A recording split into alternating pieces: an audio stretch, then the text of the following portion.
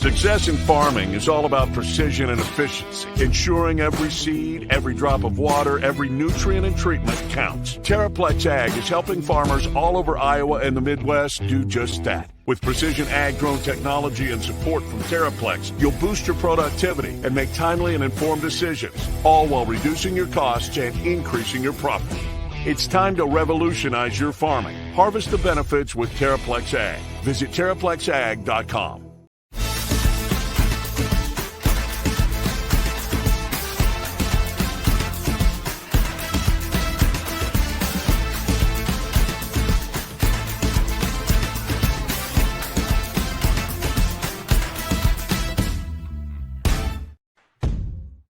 Chris Williams, Brent Blum, from the Wild Rose Casino Studio. It's Williams and Blum, presented by Mechdyne, on the Cyclone Fanatic Podcast Network.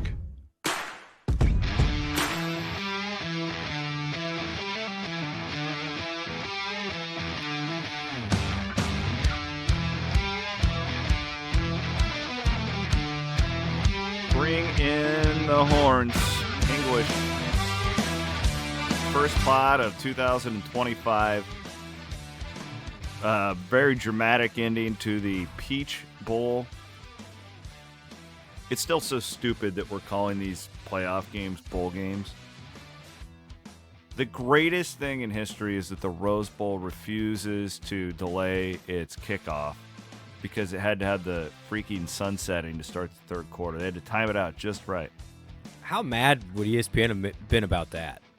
I mean, like they literally lost their whole entire lead into... Yeah, which is like the best part of the game, usually. Just whatever. I actually don't feel bad for ESPN. Granddaddy of them all. We are presented by Mechdyne. We are in the Wild Rose Casino Studios.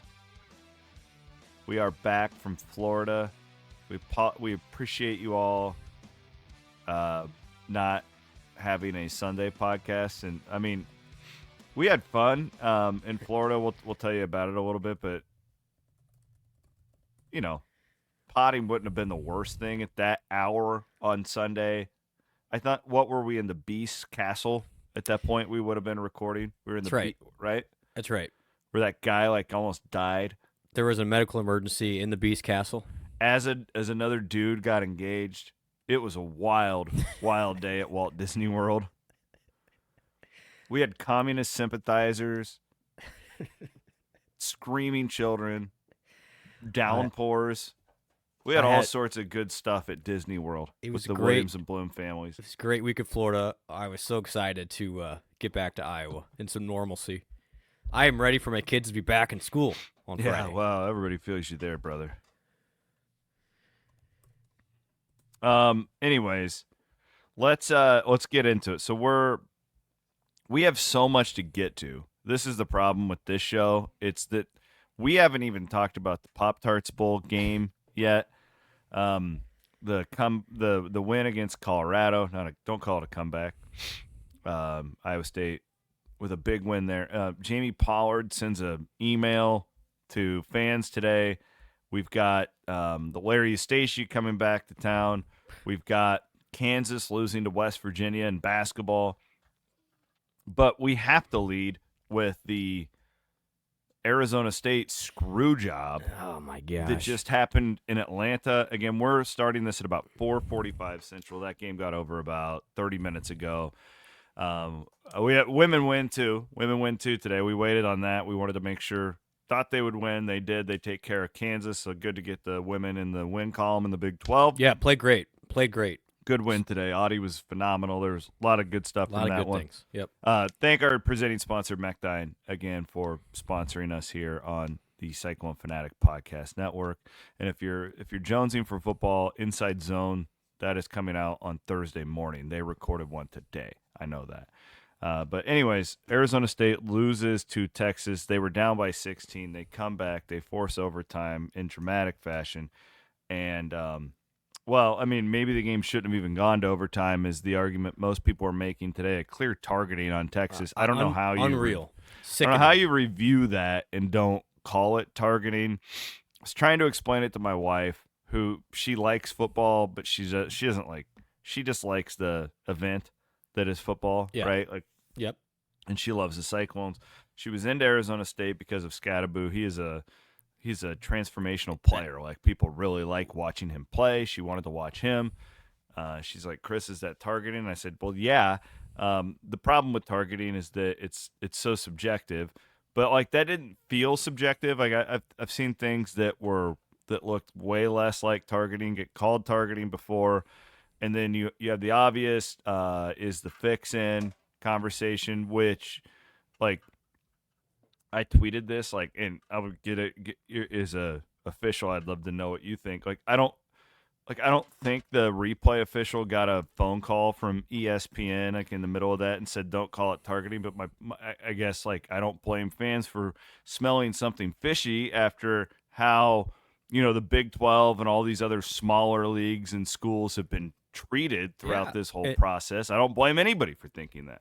No, I mean, and quite honestly, the way this dumb sport is set up, it has direct ramifications on Iowa State. That call did. Yeah, absolutely. And because the winner of that game gets $6 million, and again, I don't know all the mechanics of what is that tax, like what, you know, does it go straight to the conference? Does the school keep some of it? The point is, Texas earned $6 million more because they won that game. Generally, all those bowl payouts are divided between the conference. They add them all up and they distribute them out. So if you divide $6 million by 16, that's $375,000, which we're going to get into right now. Iowa State could use all the revenue it possibly could get right now. That has a major ramification, Chris. When you talk about a sport that already exists, that the SEC, the Big Ten are getting way more than the ACC and the Big 12 for the playoff anyway, beyond who won the game. Correct. Yeah, and then it just feels like it feels like the deck. And you is already stacked got against screwed you. by getting one team in there. That right, you're already screwed, which is another $4 million, by the way, that you got screwed. Didn't get that, which we predicted in August. In what world is this sport equitable? And the answer is it's not. It's not, and it's just frustrating because when things like that happen, you immediately go to the worst case scenario of who got a call from when you know it could be as innocent as a replay official didn't want to quote decide the game. Which he did. I mean, I don't know. I'm just very frustrated that. Let me ask you this: the economics of this sport make that very that lives dependent on that call in some ways. Do you think? I was getting a little heat. I should say. Yeah, I was getting a little heat on Twitter because of my take on that. Like, I think the whole sport is rigged. Okay, like I've said, if you've listened to me for however many years, you know that I've thought that. I'm not changing my opinion here. I think there's a difference between, like, overall, like, setting people up to fail, bias, these stupid polls that are archaic, and like an official blatantly screwing a team on a on-field call. Right. Like, I don't. Do you think that happened? No. I think, again, from my standpoint, it's the replay official deciding I didn't want that call to. But do you think if Arizona State is playing Clemson there, do they change it? I don't think so. And again, I would love to know. We have no idea. It's all subjective, and it's the same silly thing of the hypotheticals that Lane Kiffin's been talking about, which, like, this could. From that aspect, would have been better if Arizona State won the game. Yes, 100%. I mean, literally financially, there was $375,000 at stake for Iowa State with that game. However, if you have watched these playoffs and thought that the two conferences are far and away better than the other ones, I don't know. Yeah. I mean, good point. I don't know how you can come up with that conclusion. So now, will they try? Yes, they're going to try, because ultimately, Chris, now those two conferences are going to have, or Notre Dame, which I'm throwing them in anyway because they have the benefit of the doubt. They're basically the Big Ten. Yeah, they're going to say, well, we only made the semis. You know, all four of the schools were from our conferences. It's like, well, did you watch the game? And I hope common sense prevails. I was encouraged a little bit, based on social media at least, that it seems like even the national people are starting to realize, wait, the SEC isn't all it's tricked up to be this whole time, and maybe the polls next year won't be as biased that way. I actually thought Boise was very respectable in They that were game too. 100%. Yeah. They were considerably better than I thought they would be against Penn State, and that's even without Genty really doing anything. Correct. What the Big 12 could not afford, and the ACC could not afford, and you saw it maybe a little bit in that Penn State SMU game, was the TCU Georgia situation from 2 years ago, and that clearly did not happen. Like, I think Clearly. that Arizona State was picked last in the Big 12 and had Texas beat, and probably should have beat Texas, who was picked to win the SEC. So let's throw out all preseason expectations. Like, at least let the games on the field dictate. And I hope that's the takeaway here. My pessimism, my cynical side says, no, it's not going to matter. They're still going to try and stack the chips in their favor because TV allows them to do that. Like, Chris, can you imagine a world where in a Super Bowl game, if the NFC conference got $15 million more than the AFC conference should its team, like, that would be so nonsensical that people would have an uprising against it. Welcome to college football. But here we are. Yeah, I mean, literally, Iowa State in the Big 12, so here's what the SEC and the Big 10 have done in the last 18 months. All right? They have taken more of the playoff revenue, which is like, again, guys, we're talking about $10 million per year away from Iowa State. And this parlays into our next conversation. This is why I'm laying it out there. Then you get an extra $4 million for making a playoff, $6 million for winning a game, $8 million if you make the final. Like, this adds up over time. Not to mention, what TV's trying to do is devalue the Big 12 so they don't have to pay as much by saying, well, you don't have any playoff teams, right? Like, it all adds up here. And to the benefit of the SEC when they're already getting $35 million a year per school in TV revenue because they're in that conference. Same with the Big 10. So it just makes it really hard. And ultimately, I feel for the fans here. I really do. Because if you want Iowa State to be competitive, ultimately now who's responsible for Iowa State trying to remain competitive? The fans. The same people that have been the biggest asset that Iowa State has had for the last 40 years. And we can blame, people are going to be upset that their Cyclone Club amount is being increased and the season tickets are going to go up and this and this and this. And ultimately, I'd be pissed too. However, it's because if you want to be competitive, this is the way it has to be because the SEC and the Big Ten have all these advantages they've baked in the system to benefit themselves. And yet, who's going to tell them no? It's like the super rich dude thinking he shouldn't be taxed. There's some of that, but at least I know that'll piss people off. But it's like if you make $20,000 a year compared to if you make $1 million a year, it's they have every advantage. They have every advantage known to man. Here's what again, I understand your comparison here. I would not to get an economics dispute, but at least in that system, the rich guy can hire no doubt. They can use that wealth.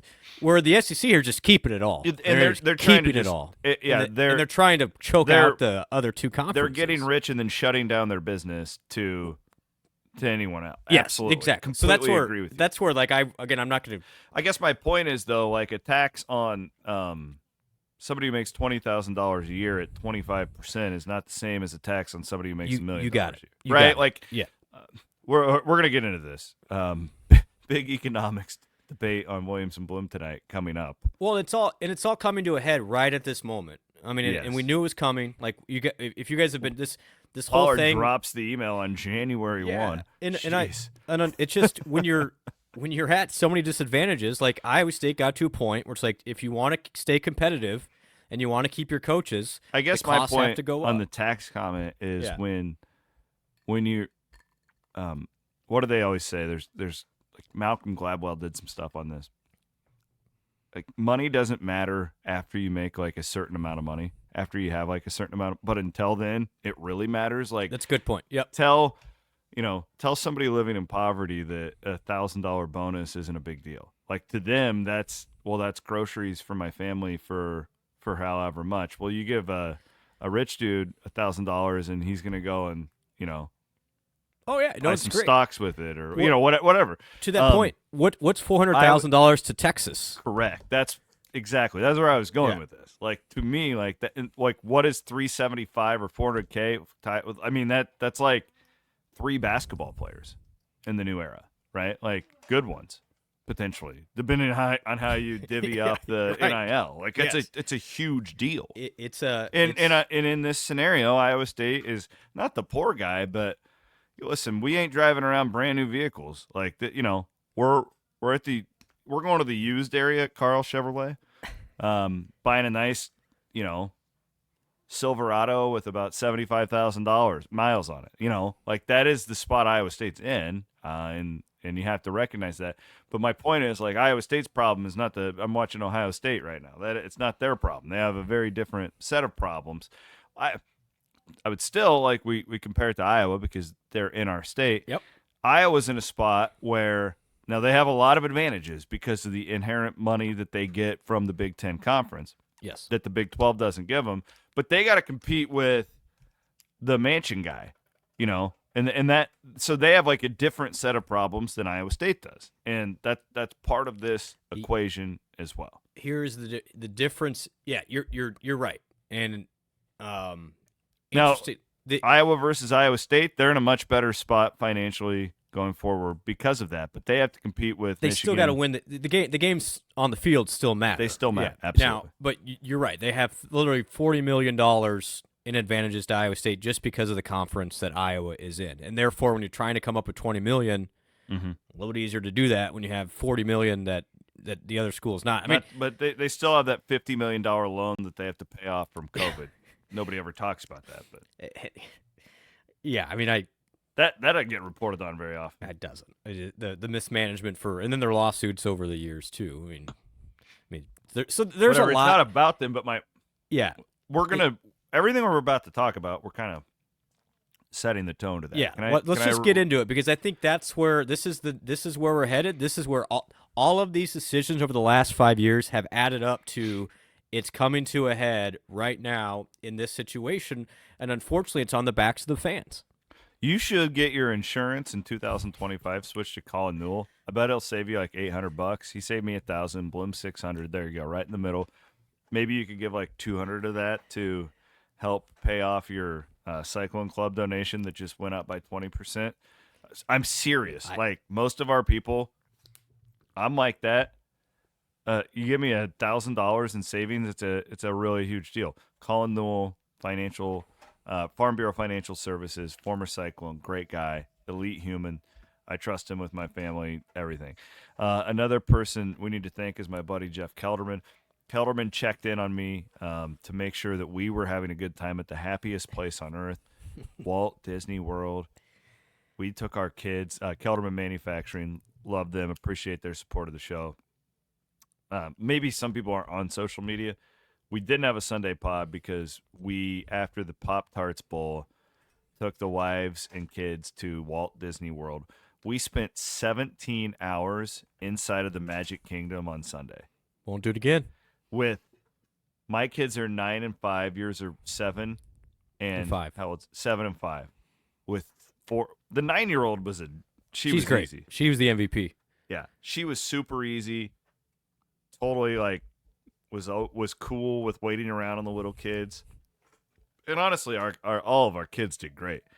That is the busiest place in the world between Christmas and New Year's. Holy shit. There were so many people. But we made some memories. Your wife made us these beautiful matching T-shirts. You and me had matching shirts on day 2 featuring these toys that come to life. Apparently, I'm told there's a movie about it. It's called Toy Story, yeah. I know. Never heard of it. Orlando was great, man. But we talked about because we're in the middle of the 17 hours during the middle of a rainstorm. 17 hours we spent inside the Magic We Kingdom. said if Iowa State would have lost to Miami yesterday, this would have been horrible. It would have been an awe. Well, bowl games don't matter. Bullshit. When you have to do that the next day, you better win. Okay? You better win the damn game. It got me that 5:30 a.m. wake up call to go to the Kingdom was a lot easier. It is true, and I've been thinking about this, and I made this comment to multiple people in the press box. I think I did you before the game. I thought that, and so this is not just because Iowa State won. I thought it was maybe my favorite bowl trip I've ever been on. And I don't know what was different about it because I hated Orlando the 2 previous times. The second time I got COVID. which was horrible. And I was sicker than a dog, and I didn't like. It was my test was passing. Like, I wasn't positive, so I just got a cold, and like it was horrible. The first time we had a charter that we almost lost our ass on, so it was super stressful. You get your ass kicked by Notre Dame. You're never in the game. I thought everything from that pep rally, to a lovely event with the Gridiron Club and We Will and the Letter Winners Club was a phenomenal event. I really, really enjoyed that the night before. To the pregame party that We Will threw, and then we went over to my guy Steve Kemp's tailgate, who was raising money for We Will. McCarney was there. The weather, the atmosphere in the game was incredible. Miami fans were all like, they were actually kind of assholes, if I'm being honest. I really don't like that fan base after being around. Honestly, like our fan bases did not mix well. I mean, really, it's a bad cultural fit. You've got these like private school elitists. But then they had some of the.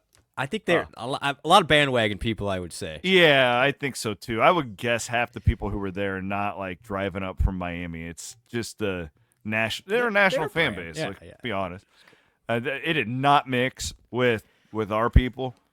But the game was incredible.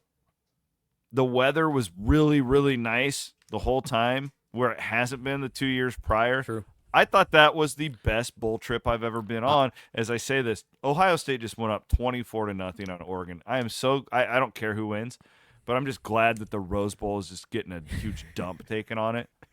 I want it to be a terrible, terrible broadcast for those people. Well, I had some similar thoughts, C-Dub. Maybe it was just personal experience, but that was a blast. Like, that's what bowl games are about.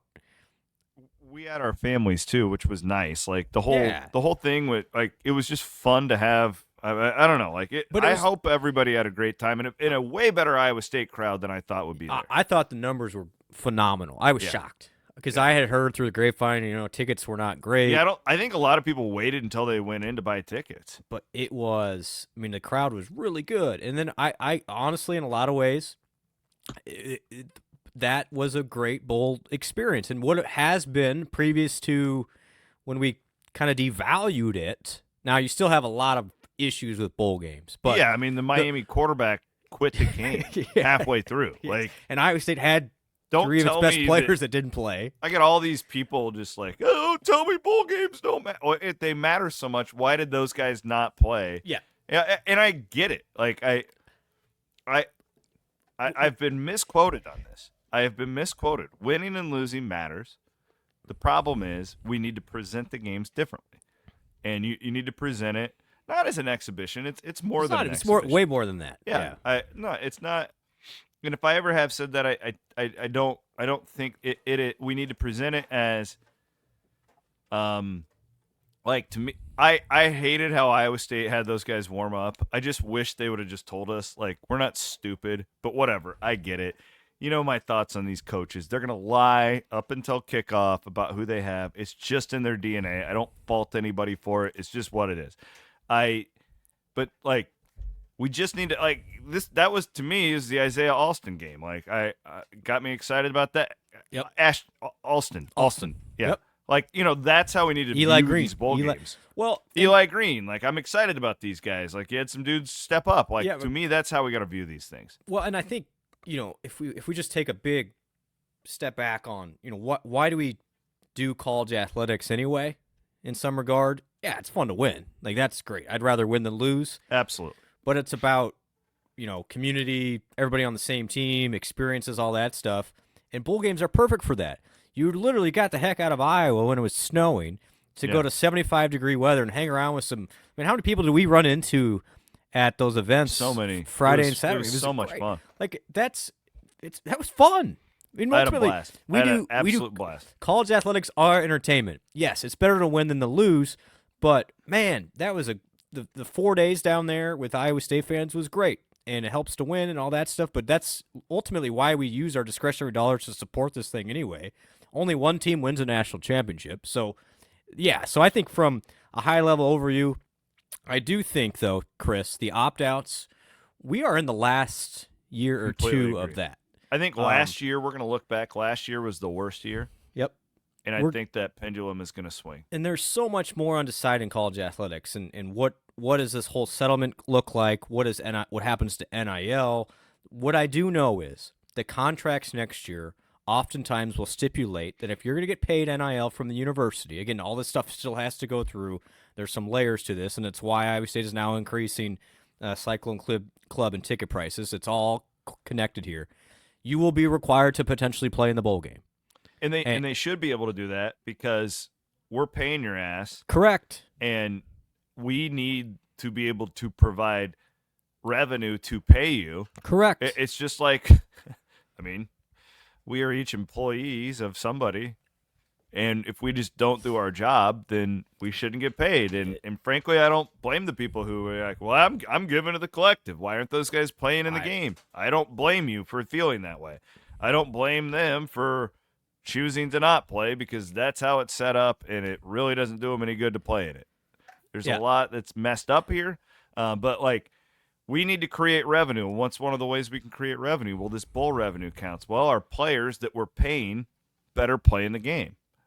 Yep. Right? And the really super interesting part They're lucky here, they won too, by the way, because the backlash would have been bad. it would have been bad. If they would have gotten like blown out, like that would have pissed a lot of people off. I think common sense, like people understand it, but also they have the right to be upset. Yeah, for sure. And but the other part here is people still watch. People still watch bowl games. You want the stat? Yeah, and that's great, by the way. Is this the highest rated Iowa State game ever? It is. The previous one was the Fiesta Bowl, which was 500,000 less people in 2020. 6.8 million people watched the Pop-Tarts Bowl. Now, either the Big 12 championship games are both lower. Yes. Did you look those up? Okay. I did. Highest audience for that bowl game since 2008 when Florida State played Wisconsin. That game drew 7.06 million, 58% increase from Kansas State, NC State last year. So literally nobody has ever, or there's not a larger amount of humans that have watched Iowa State football than that game. So it does matter in some capacity. Absolutely. That game matters. Yeah, and it's better to win it than lose it. And No then, doubt. But I still think what that shows me, Chris, is the public. You hear all this noise and the opt-outs and all this stuff, and at the end of the day, your common fan still is going to watch because it's fun to watch and it's entertainment. I love these bowl games. They're fun. I think we need to make them. We need to treat them like that. Yes, and that's why Pop-Tarts does such a good job. Like that was fun. That was great. The whole in the stadium atmosphere was really cool. Well, they were like resurrecting Pop-Tarts. He was on the scoreboard. He flew down. Like it was even in the press box. They were like leaning into it. Yeah. Like the PA guy would be like, and we've got ice cream sandwich Pop-Tarts for you guys at halftime. But how like they Pop-Tarts probably should pay more for all the brand awareness they got from that. So the point is like that there is still money to be made in college athletics, and I think that's where we're going here is these conferences, these schools themselves, all of these entities just have to get a lot more creative of finding ways to not just take advantage of the fans. Like we got to get around and, I know TV money, we have lived off TV dollars for too long that now TV has way too much influence. What needs to happen is get and more these diversified. Commissioners do too, by the way. Yeah, absolutely. Like all of them do. You got to get. You can't have four people deciding everything. Nope. The power in this sport has been way too concentrated. So how do you? Again, on the short term, unfortunately, it's on the backs of the fans. I do think it's going to get better. That's where things like Sci-Town come in. That's where things like the avenues that Yormark is pursuing from a Big 12 standpoint to get more of those corporate dollars. All of these things are really helpful. It's just in the short term, if you want to stay competitive, it has to go against the fans. But the good part here is college athletics is still super popular. I mean, the 8 million people watching one football game between Miami and Iowa State is massive. It's a massive number, and as long as that's the case, their quarterback quit. Yeah, there will be ad dollars, and people will watch. People still watched it. Yeah, he literally quit in the middle of the game, and that's why I don't begrudge the players here at all. I mean, it's just that was insane, Brent. Yeah, like I wish that I would have more respect for him if he was just like didn't play. Oh, I thought that was crazy. Was it because he set the record? Like, I don't know. No, they didn't comment on it after the game. That's the other part of it. I was talking to a very smart, I think you were a part of this conversation. I won't name the man's name prior to the game. And I had reported to our premium subscribers You were on it. the night before that Cam Ward would only play a half. And I told one of our birdies this. And he said to us specifically, yeah, I don't buy it. That game's close. There's no way that guy can just stop playing. Just tuck it away and not play for his team. And he did. Because I thought the same thing. I'm like, Crazy. I had a great source. And I was like, all right, so I'm gonna go with this. To our premium subscribers, again, this was the Friday night. And I still didn't really believe it that could happen. That we're going to do that now. And I didn't even realize he had this record. Yeah, I didn't He either. was chasing, but he shattered the record. He needed 1. He got 3. 3. They just stopped playing. It was bizarre. Anyway, bizarre, and that's that.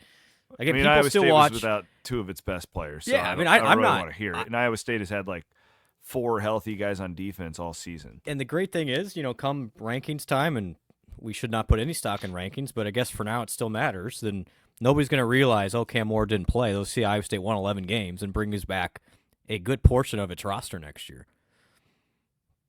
Anyways, let's get to the big topic of the day. We're not even there yet, and I apologize for somewhat neglecting basketball here. The third-ranked team in the country will be hosting a top 25 opponent on Saturday in Baylor. Thank a couple more of our sponsors before we talk about this Pollard email. Chappie, main man, Andrew Chappell. Saw he sold another house to a Cyclone fanatic over the weekend. Shout out to our guy Andrew Chaplin with Hunziker, just selling houses left and right, even in a tough market. People got to move. Like you get into a job, you got to relocate. Chappie's your guy.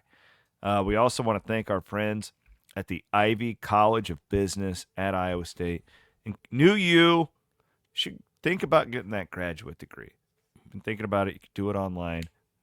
Don't forget about our friends at the Ivy College of Business at Iowa State. And while you're at it, we want to talk about this new thing, this Pollard email. Go buy a 12-pack of Ames Lager. As Brent can tell you, every little bit helps. Ohio State is now up 31-0. There are 9 minutes to go in the first half. I'm glad this is happening to another Big Ten team. If this was an ACC or a Big 12 team or Boise, not be great. Not be great. Here's why I want the Rose Bowl to fail. Because we're talking right now, and I don't have enough time for this, but we're talking right now about, like, there's an aspect of the sport that's trying to keep everybody else down. Yes. That's what the Rose Bowl has done for 50 years. Facts. Yep. And they showed it today when they wouldn't delay their kickoff because of the freaking sunset. Was that why? Well, I mean, why else? Have you ever, honestly, in sports, have you ever had a scenario like that where they didn't delay the kickoff in college sports? We do it with basketball and All like the these time. regular season games all the time. That's true. That's a good point. And there were national guys tweeting from the press box that the Rose Bowl refused to delay the game because they don't care about anybody else. They don't. They'll stomp on. That's the problem they with this sport. completely dominated the sport politically for 50 years and kept it from evolving. So a lot of the problems we're going to talk about today, Jim Delaney and the Rose Bowl are responsible for. Started there. Yeah. That's where it started. So I hope they have a shitty game. I hope their ratings suck. And oh, Chris, you just hate it because it's the Big Ten. No, I really don't. I hate it because I can't stand people who get stuck in mud and refuse to evolve and change with the times. Because it benefits them, let's be honest. Yes, and they dug their heels in for 50 years and they didn't want to share anything with anybody else because they're the Rose Bowl. And here we are. Jamie Pollard, I didn't get the email because I'm not a booster. Is that where this went? Like the Cyclone Club? National Cyclone Club donors. All right, you give me the nuts and bolts, and then I've got about 10 notes that we can go through here. All right. Well, it's nuts and bolts. So timing, the Cyclone Club renewals go out here in a week or two. So I know there's going to be, why you're sending it out on New Year's Day? Well, you were going to get the letter here in a little bit. Like at some point, you got to get the news out there that this is going to happen. And coming off your football team winning 11 games, your basketball team being in the top 5. Yeah, it's not a bad time to do it. I mean, when do you want to do it? Like you don't do it after a bad loss. Yeah. And Iowa State was trying to figure out here that this timing all works together. All right, we've talked about on this podcast. And ultimately, by the way, I think having Jamie sit down with you and go through all this would be awesome. Yes, and I think I'm going to try. Yeah, I think the it'd be offer great. is always open. Yes. So. Because obviously he knows way more than even I can try and shed some light here. But what we do know is Iowa State's revenue, because of the SEC and the Big Ten taking more unexpectedly, because the Big 12 took those 4 new schools and didn't get an extra dime from TV to do it, Iowa State was already down $15 or so million in anticipated going into next year.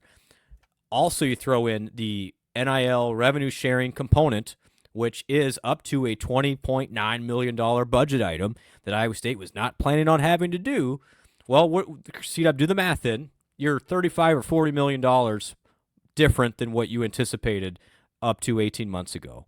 And so Iowa State's tried to be really thoughtful here of how do you bridge that gap, because you need to still pay your coaches, you still have debt payments, you still pay the university for tuition, by the way, all of these fixed costs that you can't just cut, and you have a successful football and men's basketball coach that are in demand that needed, market-wise, are earned a little bit more money. So it all kind of came to a head here, where Iowa State needed to raise more dollars, just first and foremost. And ultimately, the one area where Iowa State could grow dollars pretty quickly is in Cyclone Club donation costs. And so what the letter said is essentially Cyclone Club donations the ask will be 20% more.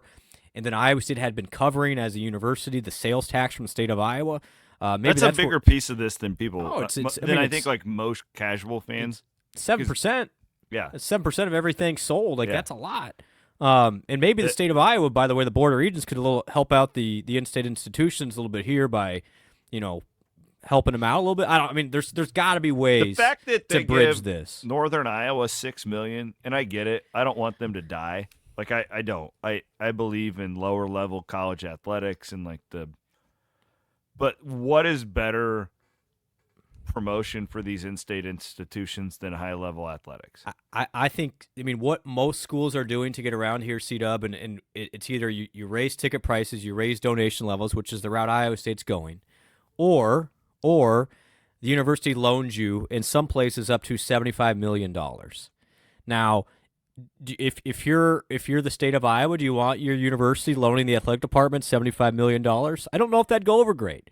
Yeah. Now, I do think there's a happy medium where the state and the university, and again, Wendy Wenderstein's great. Like, this is not her. She's been super helpful from what I understand this whole thing. But I would say the state of Iowa gets a lot of benefit from Iowa State and Iowa athletics being successful. A bunch. No doubt. And so at some point, I hope there is a conversation. Would the Minnesota just be like, yeah, let the Vikings die? No, exactly. And I think it's not the same, but it's. If I could. So the question is, how do you find $35 million? It's either the state has to help out a lot more, the university has to help out a lot more, which may mean raising tuition, which we don't want to do, right? Or it's on the backs of the fans with donation and ticket sales. So here we are. There are not a lot of great alternatives to find $35 million. And for the fans, this is where it ends up. And it's in the short term, it's painful for everybody.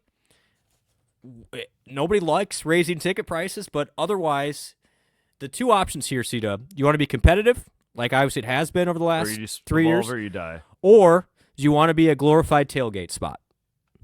And, have fun. Which we've done that. We've done that. You could go back there. You could not pay your coaches. You could not pay your players. You could just kind of 30,000 of us. Yeah, you could do that. You absolutely could. That is an option. That is certainly an option. But I am glad Iowa State is trying to pursue every avenue it can And I know the question is, all right, it's been the popular sentiment here, so I'll address it here. We'll sell alcohol in the stadium. I think Iowa State should. I don't know if it's as big a moneymaker as you guys are led to believe, or at least think it might. I'm told it's not, but I also know it's a piece of where you could make more. Yes, I think Wisconsin made like $1.5 million for its athletic program through alcohol this year. Okay, And they have a bigger stadium, so Iowa State would be $1 million or under. And there's a lot of factors here. Again, I think Iowa State, just for if we're gonna start increasing prices that much, then let's at least help out the fan experience, whatever that means. However, that would mean you won't be able to go out at halftime, and so that's going to upset some people too. So there's not a huge. They should abolish that anyways. I agree. So there's That's a lot small of time stuff, right? The point is, any decision you make in this area is going to upset somebody, because either you want to competitive and you're going to raise the prices, or you're not, and you're going to potentially lose your coaches and your best players. What's the best route here? And I think this is the position Iowa State was in. A lot of it not its fault, and here we are. All right. I asked you for the nuts and bolts. Sorry, I got on a and box then I was there. going to rant. I'm sorry. No, you're good. It's all good stuff. Okay. I have some notes that I took down. Yeah. One, the reason that all of this is happening is very simple. Because they haven't ever had to pay the workforce. Correct. Okay? So, there's a reason why, there's not many blue-collar, casual families, unless you've had them in your family forever, that can afford NFL season tickets. It's just out of the price range of most people. Why? Well, they have to pay the players, right? 50%. 50% of all funds for the NFL and the NBA and MLB are the players. Oh, we need a barber shop in our locker room. What does Clemson have, a slide? Whatever, They have a mini golf course. I guess my point is, college athletics, they always claim that they're broke. Okay, well, the problem is they've never really had a revenue problem. It's always been a spending problem. Facts. And they had to do that to stay tax exempt for these universities and all that stuff. And arguably to stay competitive too, by the way, because if somebody else has it, then absolutely. You need to have it too. Texas has all this, and we got to have. We can't practice at the lead rec center while our, So you're right. It's not all garbage. It was remember, it was the arms race, the facilities. We got to have facilities. Well, then we started we got all these facilities, and when I say we, I'm talking about the industry, not Iowa State. And then we're doing $50 million coach buyouts or whatever. That's an extreme amount, but it's not. We've got coordinators making, position coaches making $1 million now. You've got non-revenue sports that literally don't make money, and you're paying these coaches, $500,000, in some cases. So not at Iowa State, really. But yeah, no, I'm saying in general. Yes. Yes. Across the country, you do see that. Yep. Yeah, this is not an Iowa. This is a conversation of the entire industry. Yep. So I'm pointing out all the problems and why we are where we are at now. Because you didn't have to pay your help, so you had to find ways to spend the money, and so that ballooned coaching salaries. It did. Because you had to, that was the one way. It's the coach. It's all about the coach, right? Well, now the players matter just as much, if not more, than the coach. So everything is out of whack now. Overnight. This was like boom. Yeah. Everything is crazy now. We've got outrageous contracts that are locked in. You can't just get out of them. That's why we've predicted that you're going to start seeing coaches renegotiate their deals to take less money to pay their players so that they can be good. This will happen. This is happening. It's already happened with Mike Gundy and several other places. Yes, this is going to keep happening. So, that we're in this shifting landscape right now. And the other point is, well, we've always been told, and it's true. And I don't think anybody's lying to us here. I think it's healthy for a university to have a golf team or a whatever. It's why to be D1 you had to have 16 varsity sports to participate in D1, because this is an athletic department. They didn't want you stacking everything into football and just spending everything on it because they were trying to avoid what this is all kind of already turned into. Yep. Well, the reality is that this is now this is a business. No matter what anybody tells you, this is business. And there's no good business that I know that is going to, all right, there's 20 aspects to our business. One of them makes money, maybe 2. And we're going to just completely hemorrhage money in 18 aspects of our business and pay for it all with the 1 or 2 just so we can break even. No good business does that. You're an idiot if you're doing that. It's not how economics work. Yeah. So now The NFL does not have a volleyball team too. Yeah, the NFL doesn't have to worry about Title IX. And how we got 53 roster spots for the guys. Now we got to make sure our women's. No, that doesn't matter there because it's a privately owned business. They can do whatever they want. So you add it all up, the economics have completely shifted overnight. You have the situation that Brent outlined very well at the beginning of the show of what the smaller leagues are up against if you're not in the Big Ten, because it's been rigged against them. And here we are. So, yeah, I'm sorry, like the 20% increase on it sucks. But again, we're professionalizing this. They aren't going to want to use that word, but that's what's happening here.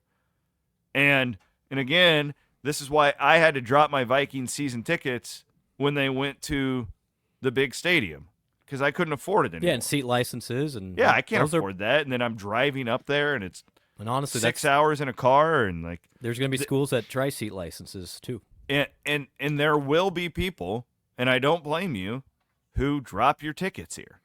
Now, the ticket increase is different than the Cyclone Club increase, which is a totally different thing. And let me give you some numbers here because I think this is going to get misconstrued potentially. And I'm not saying the media isn't it's a bad thing, but I just want to let me give you some numbers here. There are roughly there's less than 10,000 Cyclone Club donors, C-Dub, okay? There are 61,500 seats in Jack Trice Stadium. The majority of people in that stadium will have a 7% increase next year, around there. Not everyone's going to be 20%. So ultimately, actually, this is going to be a tax on those that already are giving the most anyway, in some regard. But everyone's price is going up. Like I'm just telling you, one of Iowa State's issues has been historically the number of annual fund donors to its athletic program is not as high as its peers. Okay, so you are reliant on the ebbs and flows of season tickets a lot more, the big donors to be philanthropic, yes, and all those things. So, yes, is that fair to those? That's my tax point, though. This is a tax. You're adding a tax to the Cyclone Club. Is what you're doing, and that's to pay the players. That's exactly. But there's it's like our town needs new roads. And like that's all the roads we got hit by a hurricane and they're all destroyed. Like the rich people are getting taxed 20%, just like the poor people are in this sense. Yeah, no, for sure. So that's what's like and it's and it all goes to pay the players, basically. But I guess real quick, what I'm told is like this doesn't even do it. Like Iowa State's not going to do this and then all of a sudden be at the 22 million. No, that's where again we gotta get creative here. And so yes, there's a lot still to be figured out here. This is the first domino, C-Dub, and I do think there's going to be more information shared. I guess the point is nobody likes this situation. It's just the situation. Yeah, it's not like Pollard sitting around being like, I want to screw the fans as much as possible. No, but I guess ultimately, having less than 10,000 Cyclone Club donors, is it fair to them? No, but that's your revenue source. So here we are. I would also Iowa State fans are, in a way, I don't want to say lucky because they haven't had a lot of success over 50 years, right? So, like, I would actually argue that you're awesome because you've stuck it out and you keep showing up. And the other point, like, it's been pretty cheap to go to Iowa State games for over the course of however. Now, It has then gone you up. get into the debate, like, Yep. do I, just because I buy tickets to a game, am I, like, entitled to my team winning? Which I would argue no. I guess my greater point is it's been pretty affordable, and now Iowa State's kind of catching up. In some spots, they're maybe getting close to the, like, norm. Maybe even Yeah, you would know this better than me.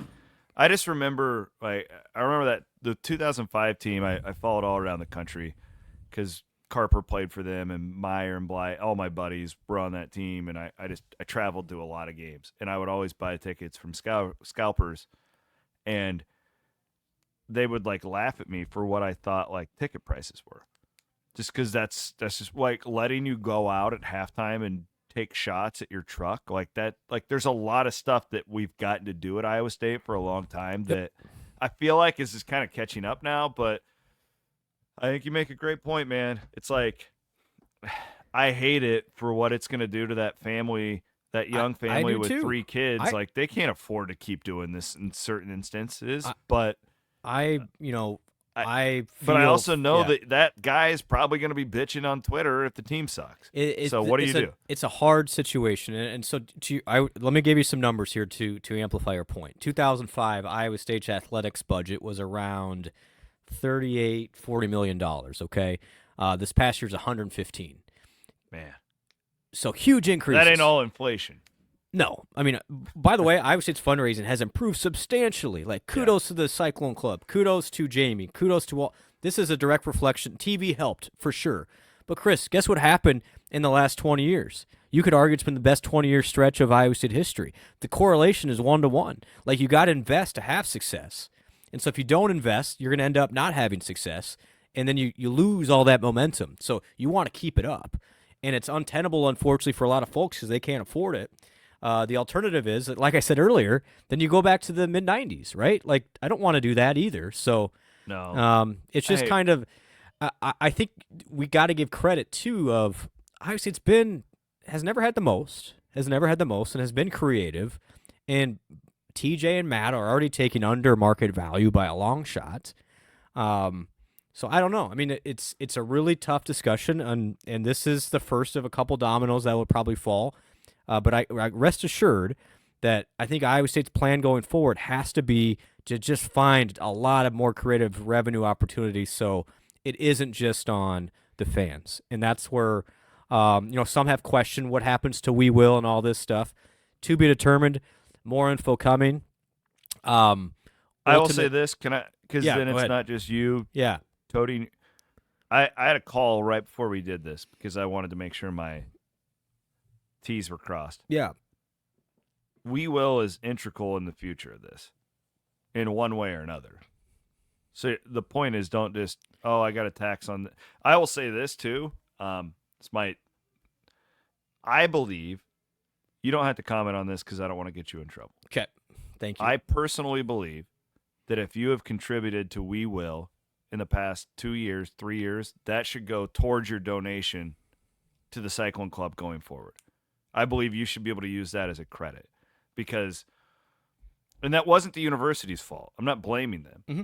They couldn't pay the players then. It was illegal. This was what we had to do, but these people were still donating to keep everything afloat. Yes, 100%. I believe those people, and I don't know how that would work. Like, I have no idea. I'm assuming you keep track of who donates. We have a database. Yep. Yeah, and that doesn't go, to me, like, in my opinion, that doesn't help the economics problem here. But that is out of principle. I think you should have that option. I think a lot of these people be like, hey, you know what? Don't worry about it. Right? Like, yeah. But that is my personal belief, because a lot of people probably donate. I don't know your stats. Guessing a lot of people donated to the collective who have never given to the Cyclone Club before. That's a fact. This is the cool part. What I'm proud of, maybe most proud of, other than keeping Iowa State at least afloat during this turbulent time. About 50% of our donors have never given to the Cyclone Club. Unbelievable. Which is great. And our average, I need to run some demos, but our average age of donor, C-Dub, it's probably way lower than the Cyclone Club, way lower. Like, we've had a lot of first-timers. It's the next generation. Yes. And that's what we need to focus on that. It takes me back to my lunches Yep. with Mike Lacey in the mid-2000s about how do we get more young people in the Gridiron Club. Yep. Let them in for free for a year. Yep. I don't freaking care. I don't care if they let them in for free, show them a great time, and then they're going to suit up for the rest of their lives. And I would argue, and again, if anybody asks me, I think Iowa State could do a better job of, for the I'm called lower level donors, first time donors, of giving them something, get them hooked, get them involved. And sometimes people feel priced out, like I better give $1,000 or else I don't get any benefit for it. I think that needs to change too. Well, just my 2 cents. In fundraising, and you've done this a hell of a lot more than I have. Like Cyclone Fanatic, if you sign up for a $10 membership, it's a huge deal to us. Yes. Like it helps. Like literally, it helps fund our entire. It's like half of how we stay afloat. Yeah, I mean, it's just raw numbers. Seat up. We have more individual donors to We Will than Iowa State has to the Cyclone Club right now. So there you go. And my point is, I think a lot of these people in fundraising, not at Iowa State, just in general, from people I've talked to around the country, they just want the big fish. And I don't know how it's set up. Are they getting paid on commission? Like that's how like most people in media sales are. They don't want to come and sell for Cyclone Fanatic because they don't make enough on commission, because we don't charge enough money. We've built our business by, and this, I'm not comparing what I do to a Big 12 athletic department, but what I'm saying is we have a very sustainable base of people because we don't overcharge you. And then they don't like sit there and count every penny and be like, right? Yes. I think Iowa State has this. Don't freak out about this. If you've read about Barack Obama when he became president for the first time, he didn't win by doing it conventionally the same way everybody else did.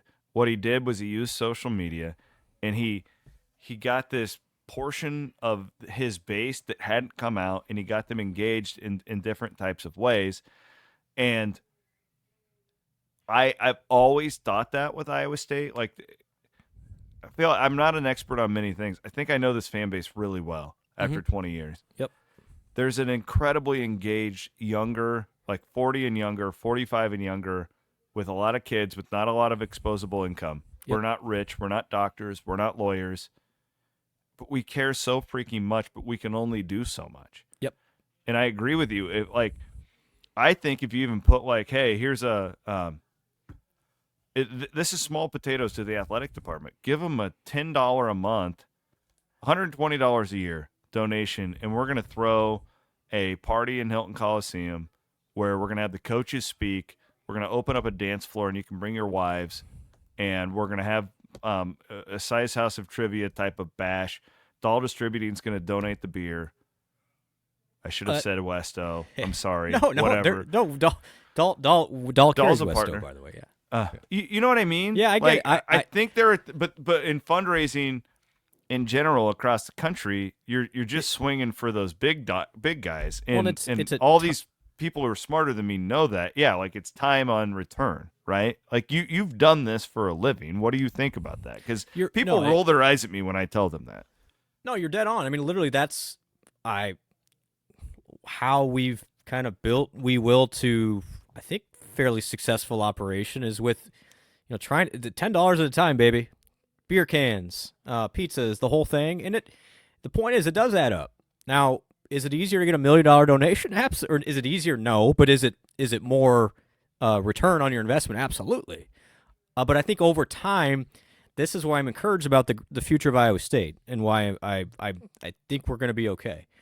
Is if we can get those people, even if the We Will people, to keep going. So I had my guy Joe, this transitions to me to a point, asked me on Twitter this afternoon. He said, hey, Bloom, should I keep up my We Will donation or increase Cyclone Club? And the short answer is both if you can. But ultimately, We Will most likely will change in major ways come July 1. But we need your support until July 1. At that point, especially like the portal and stuff. Yeah, but so until July 1, if you could just keep it up, guys, that'd be awesome. But once we get to July 1, I'll let Jamie kind of handle the big news, but most of the fundraising will probably then roll through the university and the athletic department, okay? So, but we got to get there. Like, we got to get there first. So I don't know what happens to We Will. I don't know if I'll have a job July 1. But until then, we have to keep pushing forward in this. And I know it's a lot for the fans. I understand. You can go it. work at Mechdyne. Yeah, I might go get a job at the Rose Bowl. You can do that. Maybe. Seems like a good. Maybe Newell would hire you. Seems like Newell needs. Yeah, Colin. Carl, can I shell some Chevys at Carl? But I no, bet all Kelderman would find some work for you down in Oskaloosa, down in the shop. all those things. Like we are very mindful. Like I don't want to keep asking the same people, but until there's just not a better plan right now. So just if you can do a little bit, it certainly does help. And Hey, more tell them news about that change thing you're telling me about. Yeah. So I'll put this out, but we have basically. You remember the Acorns app? I mean, people have the Acorns I'm app. a huge Acorn guy. Where I you- get all my young employees and make them download Acorn. I'm very big on financial future planning, and I think it's a great tool. And I didn't even know we were at the Space Mountain line or whatever we were doing, and Bloom's telling me about this thing that I didn't even know existed. I'm like, you got to share this. Well, so What if is you this go to thing called? If you go to WeWillCollective.com, go to collaborations. We have this partnership with a company called Brand Tech. It's Round Up for Change. Essentially, it's the Acorns way of every purchase you have, you can round up to $1, and that can be given to We Will. And we get 98% of whatever's raised through that. And you can max out. Like, so our average donor to this is $25 a month, C-Dub. But we're up to I think we have 100 donors. Like, I'd love to get that closer to 1,000. It's like your spare change. It's your spare change. That's why it's called Round Up. Round Yeah. Up to make an impact. So there's things like that. It doesn't matter on the the universities across the country would laugh at that. Well, they're not- They would. I haven't talked to anyone at Iowa State, but I just know this. Hell, what if that next person gets an inheritance, or that's the way I think about it, and that's where we're trying to build this thing for the long term, not just right now. Exactly. And this is where, okay, we'll wrap it up here. Iowa State's never been in a better position This will be the longest show ever on the court and on the field than right now. And so I do think we're developing Cyclone fans for life here at all ages. So if we can just weather this, honestly, I don't think it's going to be is Iowa State ever going to say, hey, your prices are going down? No, they're not. However, we just got to, if we can get through this next little rough period, I do think there's going to be a cap on this stuff from the compensation side. I do think as time goes on, we won't invest as much in coach salaries and coach buyouts. No, yeah, the and economics are going to come around. It's going to regulate. It will regulate, and it's really painful right now. I do think the Big 12, as it continues to play well, will hopefully get more dollars from TV as well. And you'll find an equilibrium. Are you going to be the Big 10, the SEC? Probably never that, but I do think you're going to close in some regards with leadership and good decision-making. But until then, it's really painful. And so I just encourage people to stick it out here. After watching all these bowl games, here's my prediction, January 1, 2025. In the next 10 years of college football under the revenue-sharing model,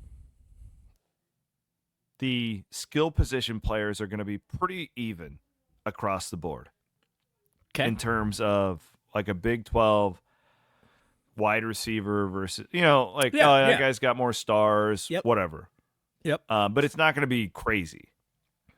The lines are where this thing is going to be uneven.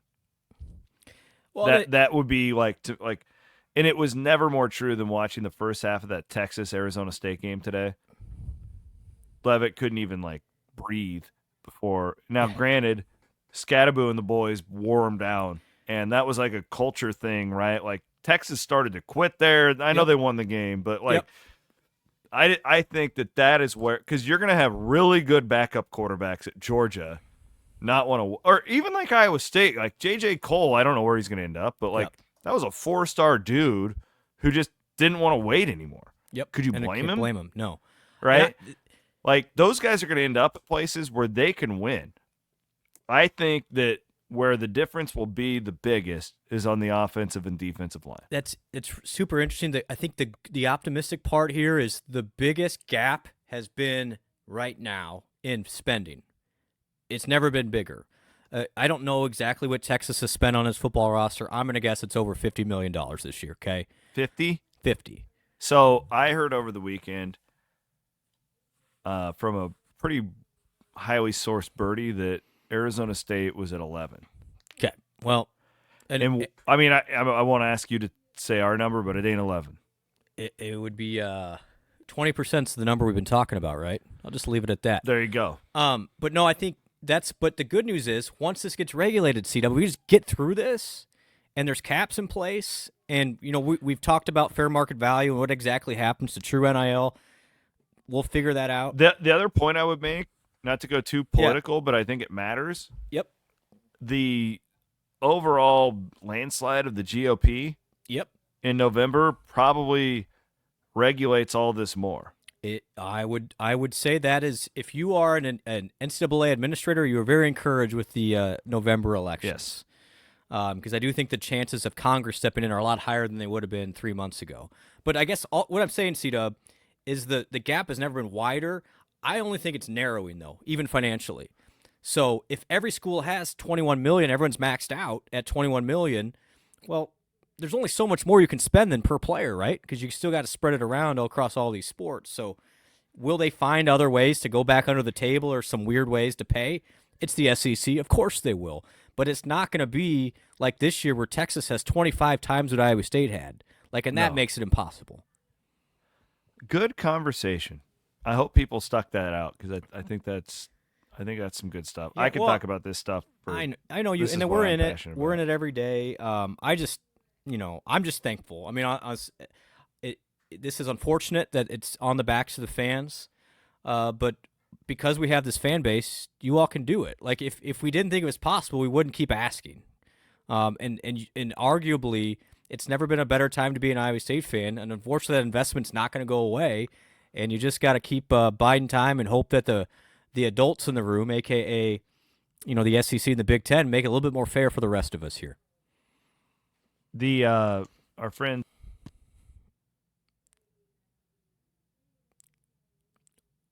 You went on mute. You're having trouble with your microphone. You got a cord issue. Still.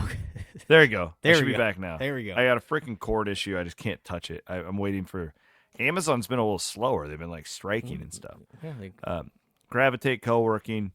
Think about them if you're wanting to change your office settings for 2025. Same with our friend Hope Wood. We will all die at some point. Are you prepared with a will for your family? You can get a will done in a day. HopeWoodJD.com. Last but certainly not least, Game Day Men's Health. New year, new you, baby. That's right. New year, new you. I'm down 30 pounds since I started going to Game Day Men's Health. You went back to back with Aladdin. Yeah. At the Magic Kingdom. Oh, elite guy. Elite guy. Chris could not stop flirting with all the Disney characters. It was actually a little embarrassing. He called Fancy Nancy to her face, "You are exquisite." Well, I'm not arguing it, but it was just kind of creepy. And but no, you and Aladdin looked like. Somebody sent me a text. Like, man, Williams is looking cut. I'm like, hey, is that tea? Aladdin was a top-notch dude too. He was just walking through the park, and I was super excited because we just got there, and I was so fired up to see him. He's the best Disney character. I'm sorry. Do you disagree? Yes, I do. Whoa, I do. Whoa. I think Woody's the best. Interesting. Yeah, just a real thoughtful guy. Really enjoyed meeting Fancy Nancy. My girls, we've been doing Everett, your boy, loved doing this because we did this when we were dining with the Beast on Sunday. I told everybody I got harsh. I was like, put away your phones, and we were gonna have a conversation at the dinner table, and we all had to go around and say our favorite thing from the day. And I'm not kidding. Bloom's 7-year-old asked me 6 times the rest of the week, Chris, what was your favorite part of the day? He keeps asking me now. And I honestly, the highlight of my trip was meeting Fancy Nancy. Fancy Nancy. She was exquisite. I was blushing when I met her. Just a wonderful, wonderful young lady. Yeah. Shout out to our kids and wives for putting up with us during football season. So they deserve the. Yes. They're the real MVPs here. I had to tell Bloom when we were walking into that Magic Yes. Kingdom. I said, Yes. Bloom, strap it up, buddy. don't be a dick.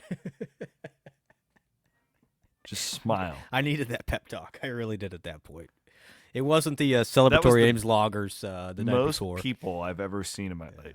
Like, it was like God just diarrheaed people out all over the Magic Kingdom.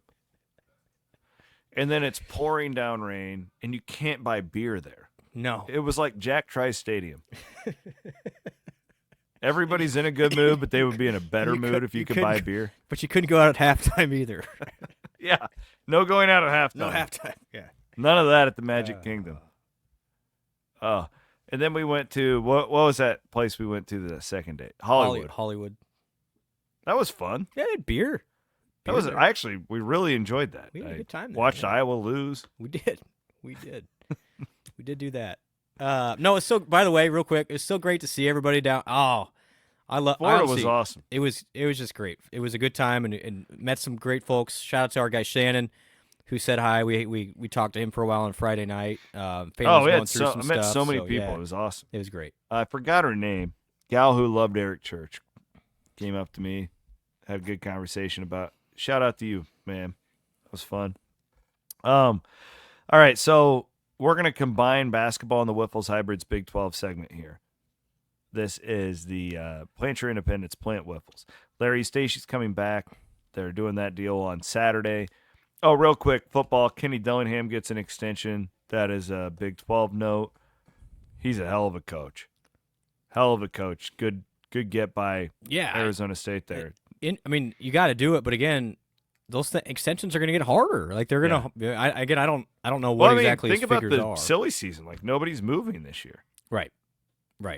But this is why. It's the economics. Everything is screwed now. Well, and Chris, I'm just going to give you like real numbers. I think Arizona State gave its athletic department like $100 million last year.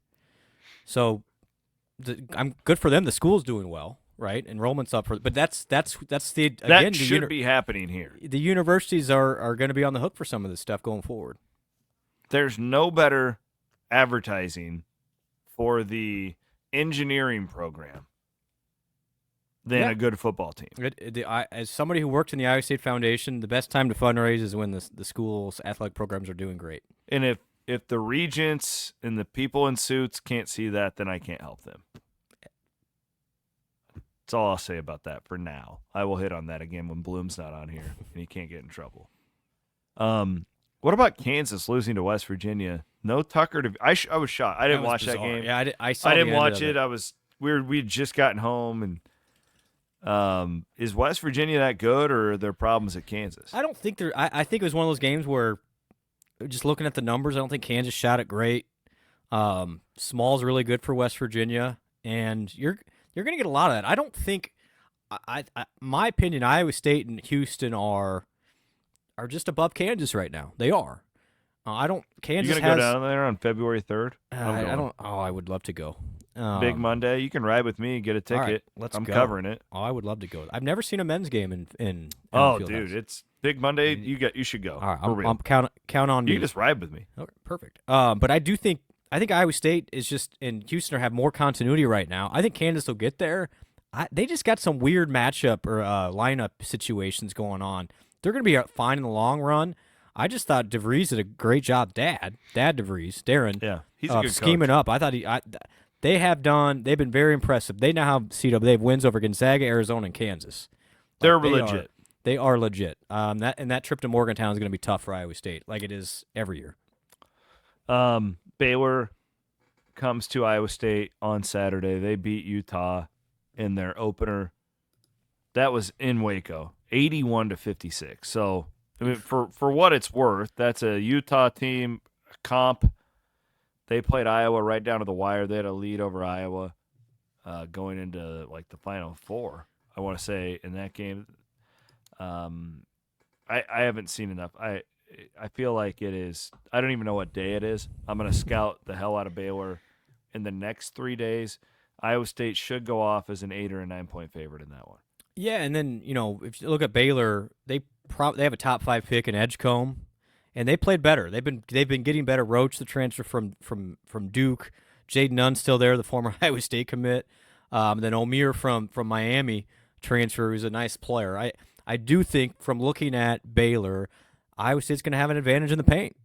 And we saw it against Colorado. Iowa State won that game against Colorado with the bigs. And it's just such a different way for Iowa State to compete. Even if the shots aren't going in, and they weren't in Boulder, Cyclones can go inside to Jefferson Jackson, apparently Chatfield as well, and just killed Colorado on the boards. I think was that the Chatfield game? It was the Chatfield game, but yeah, I think Iowa State's going to have an advantage against Baylor on the boards, but those guys can score it, and Edgecombe in particular is an elite talent, and he's only getting better the last couple of games. Women win today against Kansas. I had that. I will watch it closely late tonight. I had it on the second TV because Arizona State was making that comeback against Texas, and I wanted to be on that one live. What did you think from the women? Yeah, I mean, Audie dominated. She really. was early on. Yeah, she was unbelievable. And then they tried to double, and then Audie did a really good job of passing out of double teams in the second half, finding some shooters. Emily Ryan played better. Kelsey Jones's hustle was awesome.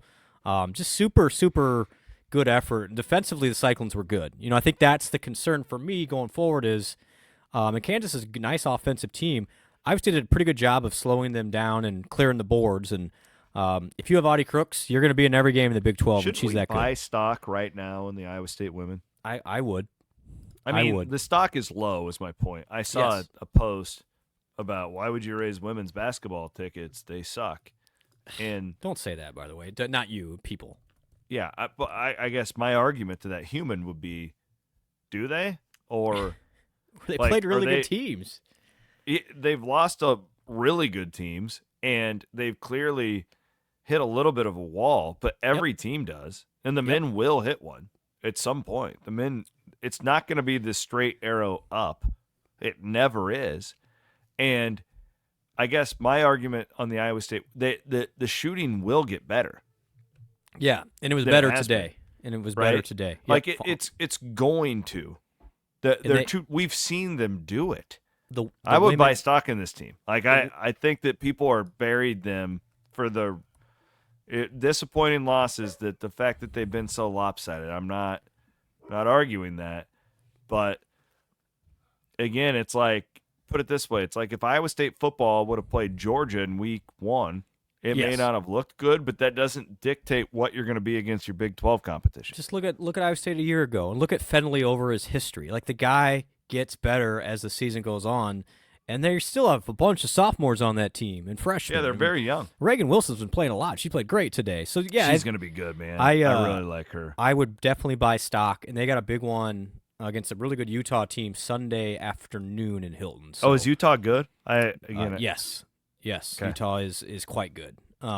Relative to, I think they're going to be in the upper quadrant of the women's basketball standings for sure. Yeah, I'm buying on the women right now. Well, if you get today was huge. You couldn't lose today. No, that was the a big key. win. You couldn't lose that one today. And that not only did I actually like the fact that Kansas was like a 2-3 point game at halftime, and then you pull away. You go out there at the break. I'm buying stock on this team. Yeah, I'm all in. That was great. I think that team needed it. I think they're going to have a real good week of practice now, and then a big one against Utah Sunday. Hope to see everybody in Hilton. All right. We could have done an hour and 20 on the Pop-Tarts Bowl in general, but we had so much to cover after not having a show on Sunday. Can you think of any meat that's left on the bone that you wanted to hit on? I'm good, I think. I feel bad for my friends at Arizona State. You guys got hosed. I do too, man. That sucks. I'm still kind of down about that. But no, Chris, on New Year, just super grateful. I mean, literally, I think it gets lost in all the drama of all this stuff. I mean, think about how cool 2024 really was for Iowa State. You had the women basketball team make a Big 12 championship. David Carr went out. I mean, it's hard to believe that was still this past year. The wrestling team was awesome. Would they finish 4th nationally a year ago? Yep. They were in the tournament. Even I know Olympic sports don't get the attention, but cross country got 2nd in the nation. But then on the big ones, the women are an eyelash from the Sweet 16 and a thriller against Stanford. The men get to the Sweet 16. Football wins 11 games. Like, there's a lot to be proud of as an Iowa State fan, and you guys should all pat yourselves on the back.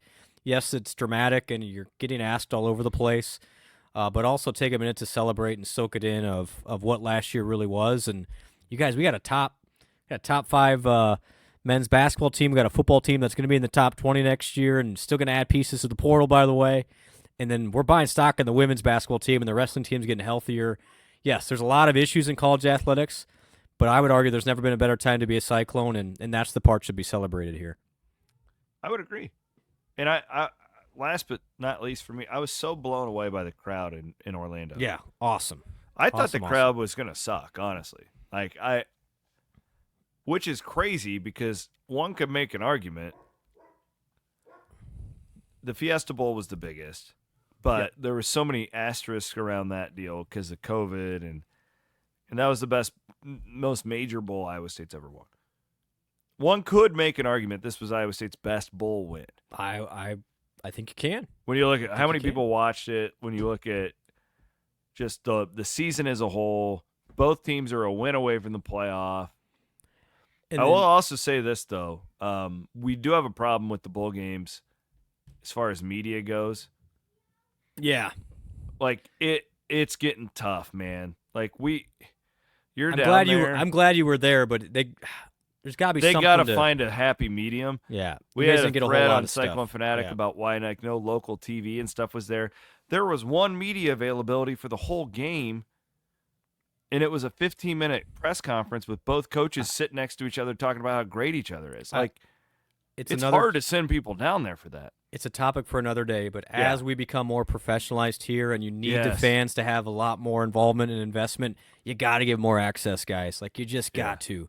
It was bad. You got to, why can't you go to a practice? I mean, even in preseason stuff. Like, We would have been there. I know. Let us interview Rocco before the game. And the injury thing too, it's all together. I know we've lived off of we always have done it this way, at the mercy of the coaches this whole time. At some point, as an industry, we just got to say, hey, this is the fans industry here. Give them something. Give them something.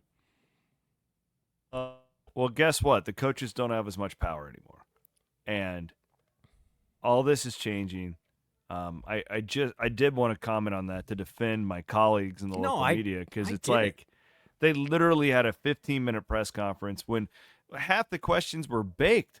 Oh, what does this do for the Orlando economy? I don't fucking know. Disney's right there. Like, nobody cares. I'm sorry. Like, I don't like dropping F-bombs, but it's like, God, like, and and then as a fan, you can't, like, you have to understand why it is the way it is, because everybody has been ingrained. Like, this is a systematic deal. This is not the media's fault that these bowl games have gotten to this point. And if we want to make them a big deal again, you got to let us interview a coordinator, Yeah. like Or go to a practice or go something. It was bad. Like, I'd never seen a press box that empty, and because it's just, I don't know. It's a real problem, but I do think that it's funny. I was thinking about this today. So it's well documented that my family were like half South Carolina fans too, because of my mom's past. I'm not even making a joke here. They used to play in like that Outback Bowl a lot on like 10 o'clock on New Year's Day, and like I just remember New Year's Day when we were kids, like how big of a deal it was. Yeah. And these games meant everything. And it didn't matter if you were in the Blockbuster Bowl, which actually, ironically, I think is the Pop-Tarts Bowl now, or if you were in the Rose Bowl or whatever. It was a big deal. I remember being an Iowa fan growing up. The first time they ever played in the Alamo Bowl was like a huge deal. Byron Hansborough, the Texas Tech. Screwed Troy Davis out of the Doak Walker. Yeah, that guy. Hansbard. I love it. Yeah, Hansbard. Yeah. Hansbard. Like, the media can't be your friend to make these a big deal if we have no opportunity to interview anybody. It was a joke. And I actually like the Florida Citrus Group. They're really awesome. This was not their fault. If it were up to them, they would have all sorts of events and stuff like that. It's these programs. But I get it too. Like, Chris, they're trying to save money. They're trying to save money. They're in the portal. Yeah, who wants to? They're doing visits. They used to do 9 days at these bowl sites. Who's going to pay for that? There's got to be a happy medium. Yeah, we don't I need agree. to be doing that. Like, I agree.